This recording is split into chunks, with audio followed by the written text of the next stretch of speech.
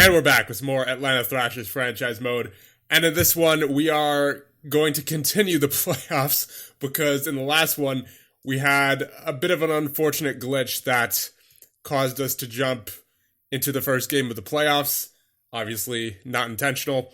But after we're done reviewing the lines of, or not the lines, but I guess the roster in general of the Toronto Maple Leafs, we will go into game number 1 and see what it was all about. Obviously, we won. But we're going to see who scored and all that, and then we'll get into game number 2. So looking at the Maple Leafs, they have Drew Doughty on their defensive core. He is only 19 years of age, already putting up a good defensive grade at 66. You have Keith Yandel as well, Seabrook, Franzen, Sundin, Boyes, McCulloch. Potential-wise, you have Eric Johnson, who is a 4.5-star potential, but only 2-star ability currently. And you also have Doughty with 3.5-star ability and 3.5-star potential.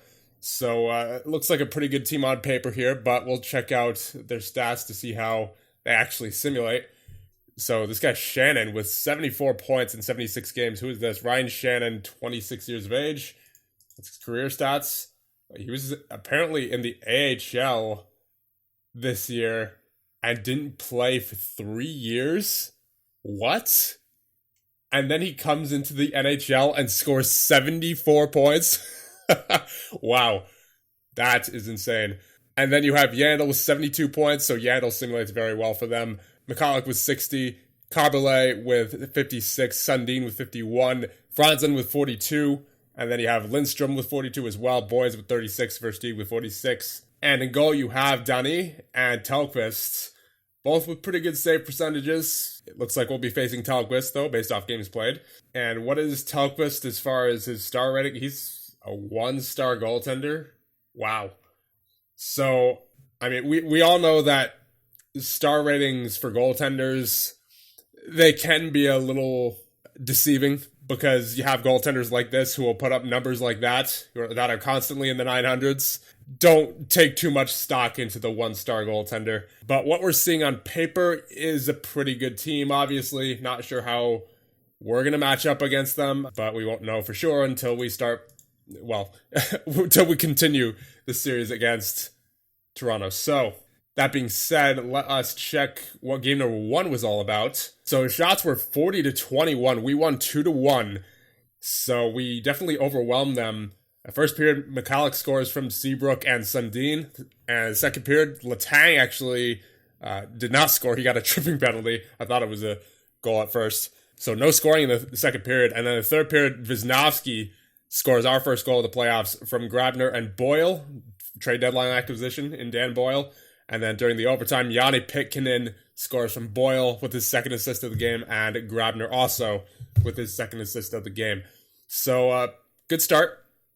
And let's hope to continue that in game number 2 here as we get Oshie back from injury. Jeez, it would help if I click show games.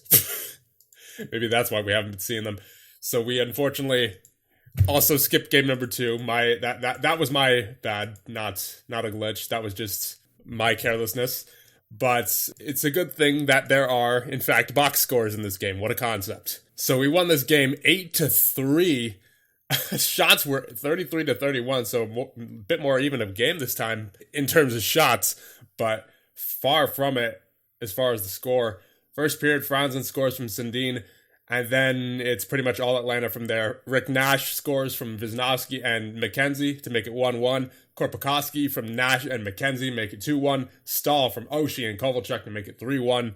And that's the end of the first. Second period, this is where most of the action happens. It looks like Grabner from Peltonen makes it 4-1 early on in the second period. Then you have Franzen to make it interesting for Toronto from McCulloch and Eriksson.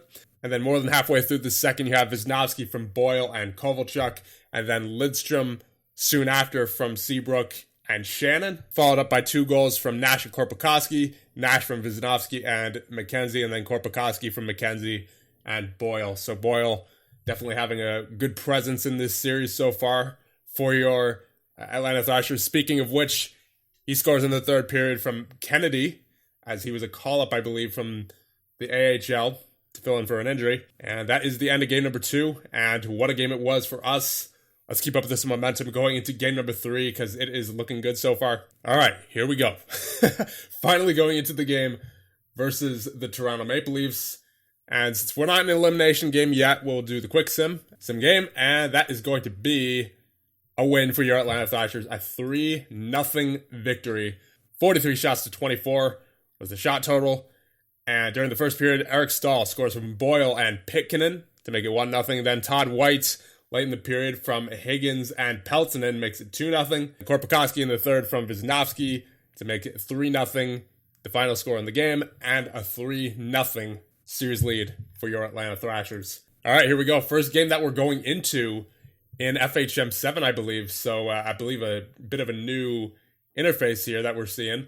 And during the first period, we have a goal by TJ Oshie from Kovalchuk. Keep it going, boys. And what do we have? Tony Ludman with another goal from Korpikoski, and McKenzie makes it 2-0 Atlanta. Yeah, I think we're going to do this quick sim during the games we jump into. And a goal scored by Eric Stahl from Dan Boyle. We are up 3-0. It's not even the end of the first yet. And there it is, end of the first period. Head in the locker room with a 3-0 lead. Also a power play. Keep it going, boys. That's all I have to say.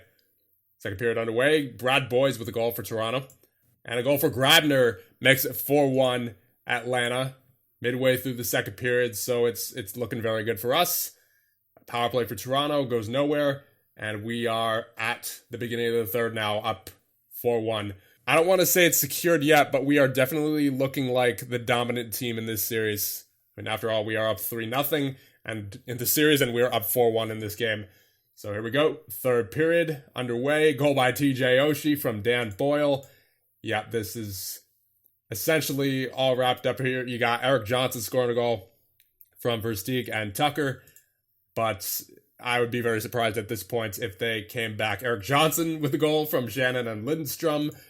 Too little too late, right? Too little too late. Too little too late. Too little too late indeed. 5-3 is the final score of game number 4, and we sweep the Toronto Maple Leafs in convincing fashion. And we will be facing the Vancouver Canucks in the second round. What is this? What is happening? Why is Dallas facing Pittsburgh? Why are we facing Vancouver? What? I think the playoff brackets might have been messed up or something by the migration from FHM 6, because this is certainly not what was supposed to happen. I mean, unless there's some rule change that I was unaware of, that, you know, you faced teams in opposite conferences during the second round, but I'm pretty sure that didn't happen. So this is definitely confusing and odd, to say the least. But I guess we're just gonna have to roll with it, because I don't see any other option. I mean, this over here makes sense if it were the modern day NHL, because, you know, Detroit and Columbus in the East. But yeah. Atlanta and Vancouver in the same conference. I mean, I guess that would work if we were Winnipeg and it was, you know, the current divisions the way they are right now. But this is definitely interesting. And the one thing that really does not make sense is Pittsburgh versus Dallas. I guess we're just going to have to deal with it for right now. So here we go. Game 1 against the Vancouver Canucks in round number 2. Sim game, and we have a loss. 2-0 loss against the Vancouver Canucks. 3 stars of the game, Allen, Phillips, and Semin. Shots were 33-23 in favor of Vancouver. Oof, you hate to see it. First period summary, Gianta and Semin both score, and no scoring for the rest of the game. That is a rough start to the series. So I guess the players were just as perplexed as I was or something, because that was not a good showing. So hopefully a better game in game number 2. And let's get right to it. Sim game. We have a shutout victory 4-0 against the Vancouver Canucks. Very nice. Shots were 34-21. We dominated in this game. First period, Dan Boyle with his second of the playoffs from Nash and Phillips. Second period, you have Caberlet from Stahl. And in the third period, you have Oshie from Kovalchuk and Wisnowski. And then Nash from Korpikoski, making it 4-0 over Vancouver. Unfortunately, Chris Higgins is out for 2-3 weeks with a strained pectoral muscle. I believe he actually just recently came back from injury, and he was at full health when he came back, so it's just another unfortunate injury for Chris Higgins there. As we take a look at his injury history, Yeah, he had a mild groin strain right before the playoffs started, and then he comes back only to strain his pectoral muscle for even longer than what he was originally out for with that groin strain. So unfortunate for him. Here we go, game number 3. Looking to take a 2-1 series lead. Sim game, and that is a shutout victory for Vancouver this time. We are going back and forth, trading shutouts, it appears, as that's all there's been so far this series. 3 games in, and one team has always been held scoreless. Interesting. So first period, Stoll, Koltsov, and Bonk all score. Second period, no scoring, and then third period, Gianta with a goal. Wow. We even had 38 shots, so it's not for a lack of offense that we didn't score. It's just Vancouver's goaltending was phenomenal in the form of Alex Auld. Here we go, game number 4, sim game, and we have a 5-2 victory. 3 stars of the game, Phillips, Wisniewski, and Nash. Shots were 29-31 in favor of Vancouver, but it looks like we capitalized more on our opportunities. First period, you have Wisniewski from White and Peltonen. Second period, you have Stahl from Wisniewski, Boyle from Nash, and then Sedin on the power play from Koltsov and Gomez. Third period, you have Gomez from Coburn, and then finishing things off for your Atlanta Thrashers is Chris Phillips from Rick Nash and McKenzie, and then one more for good measure into the empty net from Christensen, from Vasicek, and Phillips. So the series currently tied 2-2, going into game number 5. Let's hope for a victory here, otherwise it's going to be kind of hard to get back in this thing. And there is the 4-2 victory. 3 stars of the game, Peltonen, Sedin, and White. Shots are 36-27 in favor of your Atlanta Thrashers. First period summer, you have Wisniewski scoring from White and Peltonen. Then Peltonen from White very soon after, actually 25 seconds after Wisniewski's goals to make it 2-0. Second period summer, you have Seven scoring from Stoll and Sedin, and then Boyle from Oshie. So Boyle's definitely been very active in these playoffs. Third period, you have Nash from McKenzie, and then Sedin from Seven and Naslund to make it the 4-2 victory for your Atlanta Thrashers. We are now up 3-2, and looking pretty good, but Vancouver has definitely shown some fight here, so don't count them out to force a Game 7. It would not surprise me if that were the case. So we're going to go into this one as it is an elimination game. Here we go. First period underway. We have a goal by Daniel Sedin from Hornqvist. Don't like to see it starting out. Come on now. 4-on-4. Nothing doing. Okay. And that is the first period. Come on, Atlanta. Second period. Don't let them push it to 7. And Alexander Semin scores from Coburn and Naslund to make it 2-0. That is unfortunate. Another goal by Semin.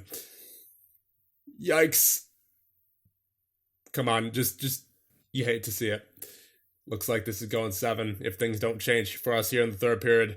There we go. Okay. Starts with one goal. It starts with one goal. Grabner from Ludman and Peltonen makes it 3-1. Come on, boys. Build on that momentum. And that's not going to happen. We have a power play, but we couldn't convert on it.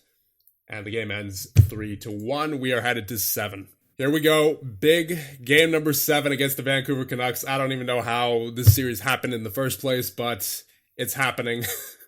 So, come on, Atlanta. Give it your best shot. And the repeat is on the line. So, I don't even have to say that. The guys know what's on the line, so they just have to go out there and play. First period, goal by Laurie Korpikoski from Rick Nash and Tony Ludman. Power play for Vancouver, nothing doing. Goal by Henrik Sedin from Daniel Sedin and Jarrett Stoll to make it 1-1. TJ Oshie with the goal right before the end of the first period. We are up 2-1 heading into the second period. Overall, looking pretty good. Shots are currently 11-6.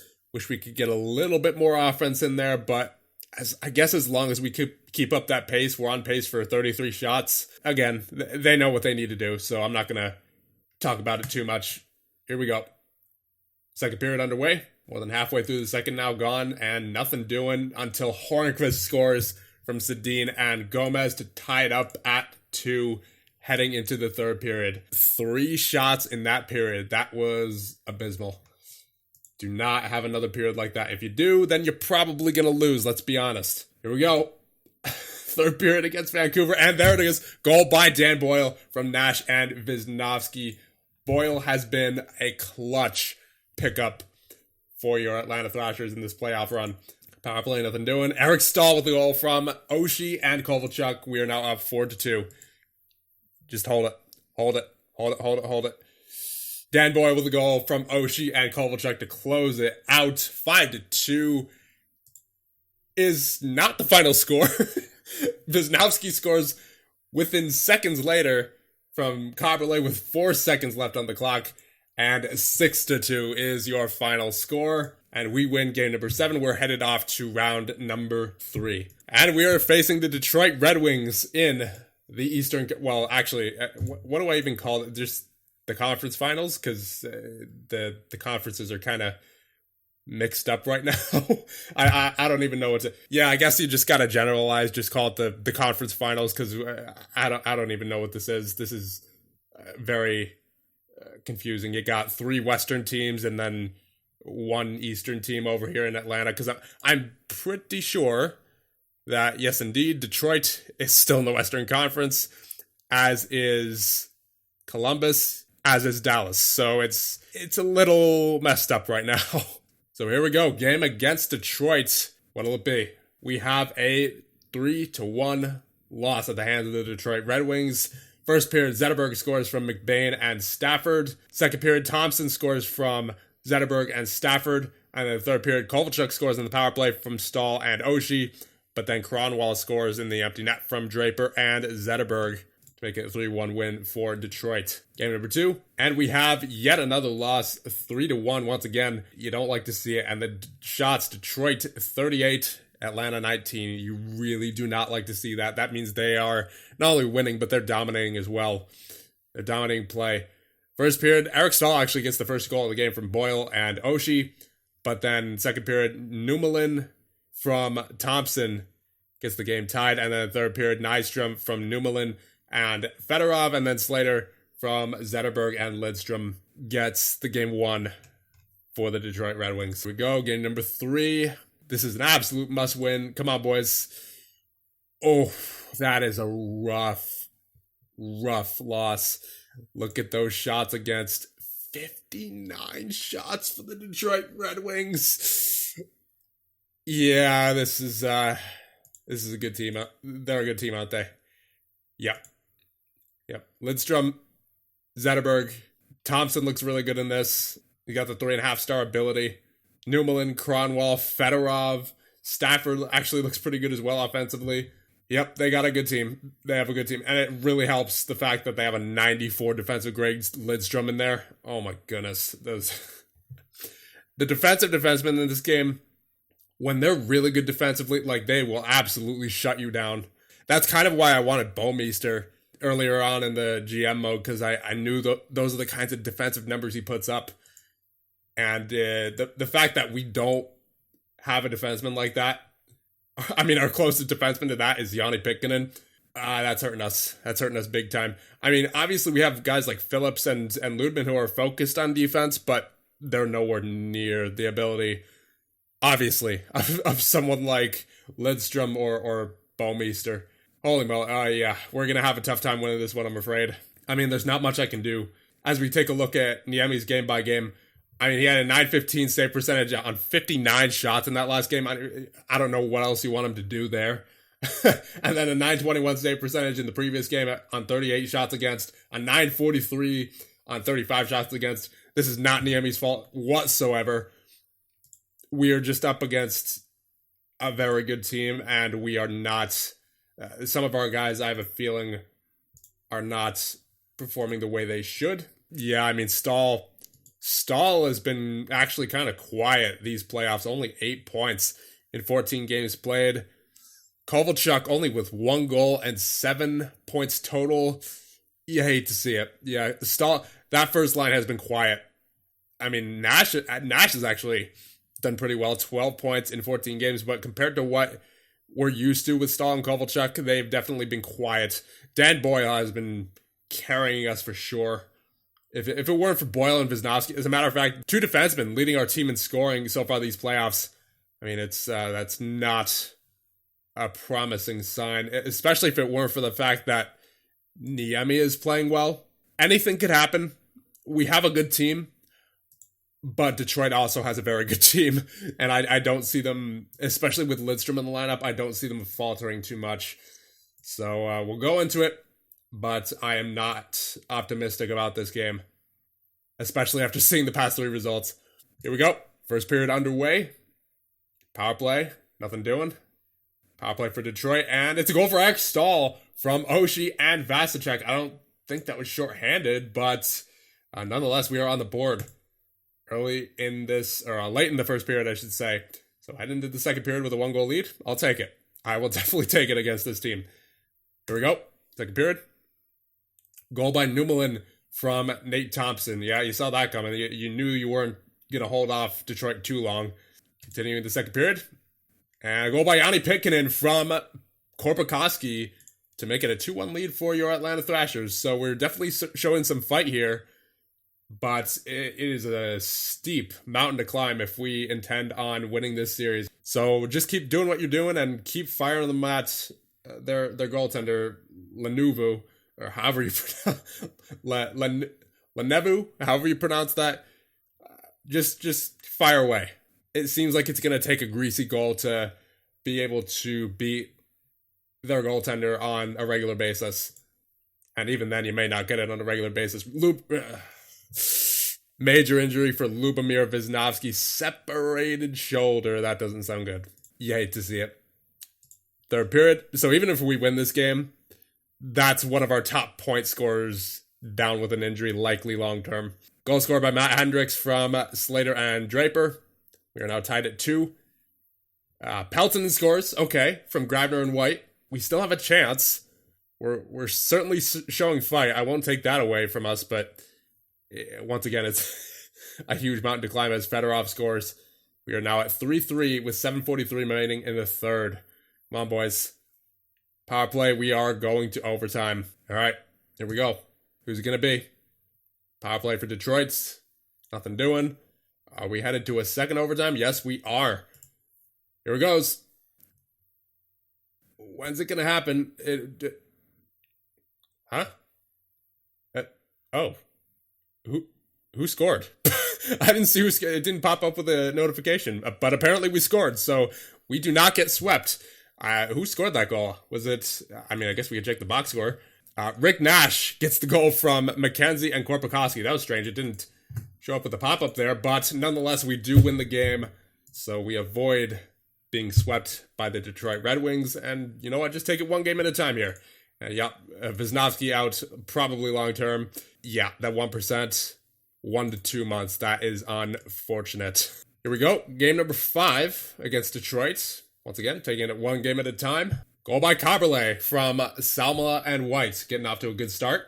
I'm slowly starting to believe that we can beat the Detroit Red Wings here, so just keep it going.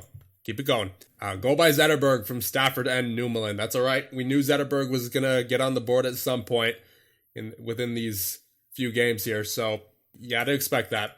Just keep it going. Just Drew Stafford from Fedorov makes it 2-1 Detroit. Come on, Atlanta.